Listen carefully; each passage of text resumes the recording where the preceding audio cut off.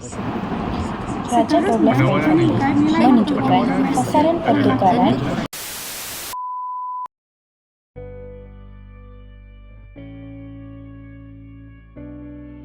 Okey, saya akan menerangkan berkenaan dengan pasaran pertukaran asing. Okey, penawaran terhadap mata wang sesebuah negara dalam pasaran mata wang pertukaran asing ditentukan oleh kuantiti barangan, perkhidmatan dan aset asing yang dibeli oleh penduduknya.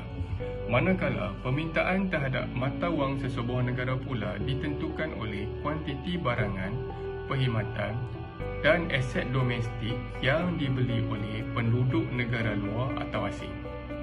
Perhatian perlu dibuat terhadap istilah penawaran ringgit dengan penawaran wang Malaysia.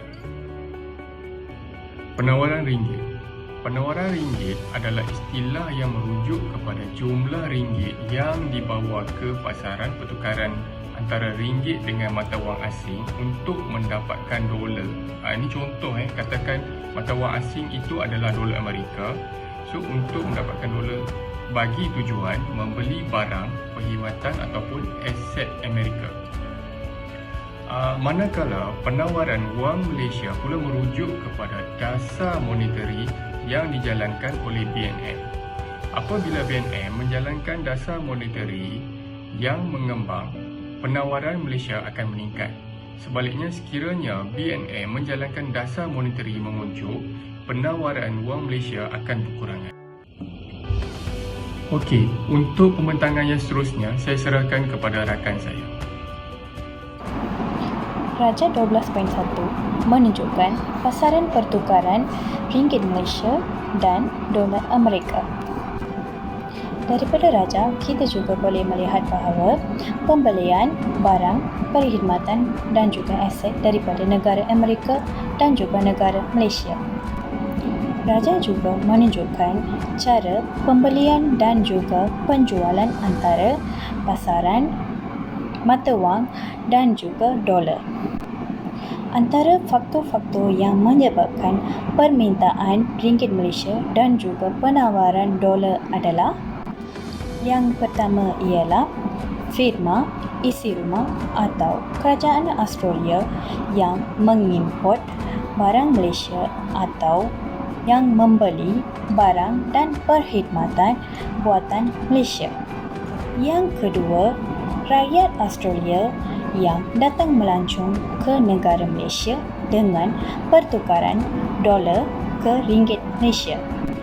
Seterusnya, peniaga atau usahawan di negara Australia yang ingin membeli saham, bond atau instrumen kewangan Malaysia.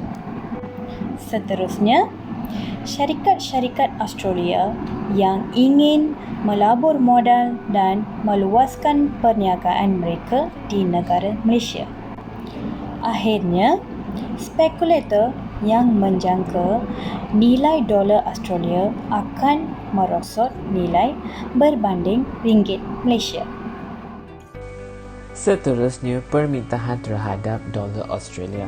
Para firma dan juga isi rumah ataupun kerajaan Malaysia sentiasa mengimport barangan Australia atau membeli barang dan perkhidmatan buatan negara Australia.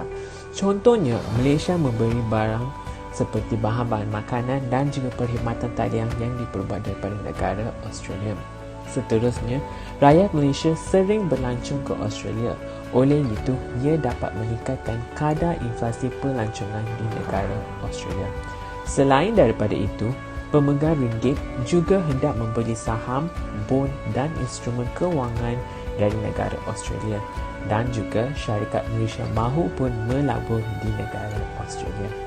Spekulator juga dapat menjangka nilai ringgit Malaysia akan merosot nilai berbanding dolar Australia. Gambar raja 12.2 dapat menunjukkan keseimbangan pasaran pertukaran ringgit Malaysia dan dolar Australia. Terima kasih. Selamat pagi, selamat sejahtera. Nama saya Nirushini Anam Perempuan Manimaran. Nombor matrik saya 183561. Hari ini saya nak bentangkan tentang penentuan kadar pertukaran bebas. Kadar pertukaran bebas ditentukan oleh dua elemen, iaitu interaksi permintaan dan penawaran mata wang dalam pasaran pertukaran. Kita boleh rujuk Raja 12.3 yang menunjukkan permintaan dan penawaran terhadap mata wang dolar Australia yang melipatkan dua buah negara iaitu Malaysia dengan Australia sahaja.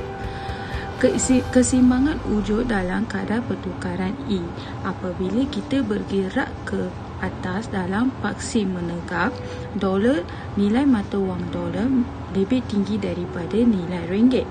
Sebaliknya, bila kita bergerak ke bawah dalam paksi menegak, nilai mata wang ringgit lebih tinggi daripada dolar Australia. Pada pertukaran RM3.5 bersamaan dengan $1, harga nilai mata wang harga lebih tinggi daripada ringgit. Pada tahap pertukaran ini, kuantiti permintaan dolar lebih kurang berbanding dengan kuantiti penawaran dolar. Apabila harga dolar menjadi tinggi, kuantiti diminta berkurang berbanding dengan kuantiti ditawarkan. Terima kasih. Seterusnya, bank mempunyai lebihan pegangan dolar dan kekurangan ringgit untuk menukar semua dolar tersebut. Sebaliknya, apabila kadar pertukaran berada pada RM2.50 bersamaan dengan $1, dapat diperhatikan bahawa pada kadar tersebut berlaku lebihan permintaan. Dolar Australia didapati lebih rendah nilai, maka kuantiti permintaan terhadap dolar berlebihan. Bank mendapati jumlah dolar terlalu sikit untuk memenuhi permintaan. Pada masa yang sama, mereka juga mempunyai lebihan penawaran ringgit. Oleh itu, mereka meningkatkan harga seunit dolar dengan mengenakan lebih banyak ringgit untuk mendapat seunit dolar. Kadar pertukaran ini terus meningkat selagi wujud lebihan permintaan sehingga keseimbangan dicapai.